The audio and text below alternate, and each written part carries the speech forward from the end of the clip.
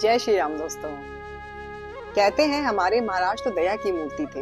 हमारे महाराज की रग रग में दया भरी हुई थी। महाराज कभी किसी भक्त को कष्ट में नहीं देख सकते थे।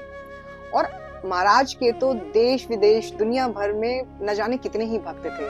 बहुत से भक्त तो ऐसे थे जो बाहरी रूप से ही त्वमेव माता च पिता त्वमेव कहते थे।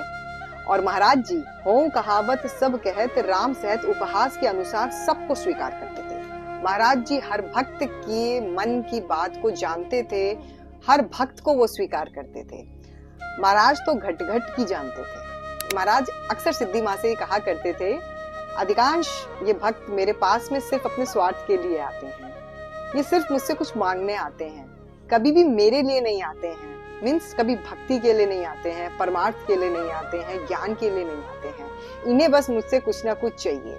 तो महाराज अपने भक्त की मन की हर बात को जानते हुए भी भक्त को वो देते थे जो उसे चाहिए होता था। महाराज अपने भक्त के अंतर मन की जानते थे कि भक्त के मन में क्या चल रहा है, और सब जानते हुए भी न जाने उन्होंने कितने भक्तों को क्या क्या दे दिया। किसी को यश दे दिया, किसी को संत बना दिया, किसी को संतान दे दी, किसी को वैभव दे दिया, और न जाने क्या क्या दे दिया। तो महाराज तो दया की मूर्ति थे। भक्त जो चाहता था महाराज उसको वो जरूर देते थे। और ऐसे भक्त जिनके प्रारब्ध में जो चीजें नहीं लिखी होती थी, ऐसे भक्त जिनके कर्मों के अनुसार उनको कुछ मिलना नहीं होता था, उसके बावजूद भी महाराज उनको न जाने क्या क्या दे देते थे जो चीजें प्रारब्ध में भी नहीं होती थी। तो महाराज तो बस देना जानते थे।